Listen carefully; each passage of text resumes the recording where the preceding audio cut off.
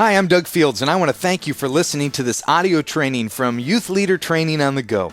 One of my mentors has pounded into my head the truth that all leaders are learners, and the moment you stop learning, you stop leading.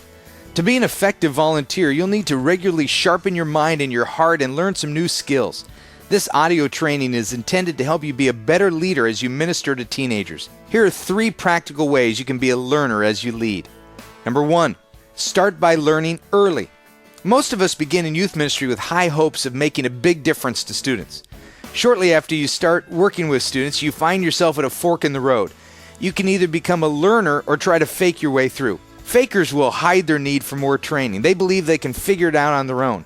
But fakers eventually crack under pressure and probably hide all of their mistakes. While learners may also crack, they tend to become stronger leaders and learn from their mistakes. Learners are the ones who find a mentor. They seek knowledge. They make humble attempts to increase their knowledge and impact. They make a commitment to keep learning. As you serve in youth ministry, I hope you will set high expectations for what you will learn, experience, and contribute. Learning in ministry isn't like school. Instead of pursuing good grades, you're now aiming to influence and mold real lives.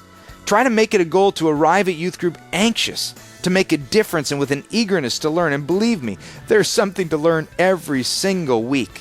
As you stay open and teachable, students will see your humble heart expressed in a desire to learn, and they'll more readily accept your leadership. You'll earn the right to lead. Ask tough questions and raise the bar for students under your care. Second, learn from parents.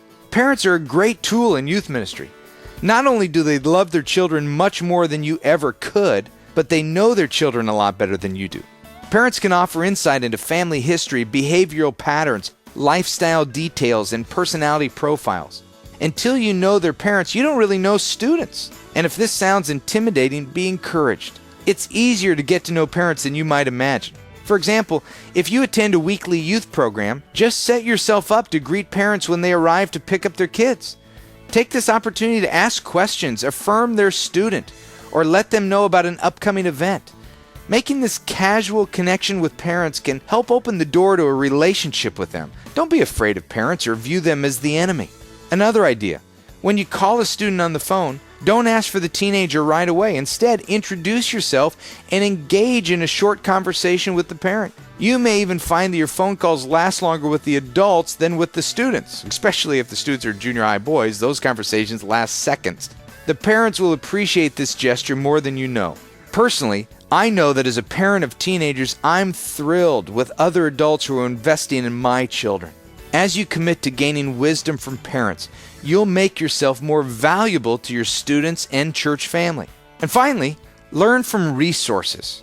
Many great resources exist that help you become a better youth ministry leader. Dozens of books and tools are published each year. My suggestion is to try to read at least 2 books or resources every year. 1 book that'll help your own spiritual growth, and 1 book to sharpen your youth ministry skills. Learning and growing in your faith is an important part of being a youth ministry leader. Finding resources that will help with your youth ministry skills is often one of personal choice or recommendation. I know I've enjoyed books that other youth workers didn't like and vice versa. Ask a few other youth leaders to suggest the 1 book that every youth worker should read, and then track it down and read it. I get almost all of my youth ministry books and resources online because I can easily find them. I can read excerpts and samples of the ideas and view other people's opinions before making the purchase. If you need to know a place to find youth ministry resources, you might consider looking at simplyyouthministry.com and youthministry.com. If your youth ministry or church does not already have one, help begin and build a youth ministry library. When you find a book or resource that's helpful to you, donate it to the library for others to read after you've finished with it. This will give all your leaders the opportunity to grow. You can also find multimedia kits, complete programs, game books, CDs, DVDs, youth ministry and family dedicated websites, and internet podcasts focused on youth ministry issues. There is a lot of training out there.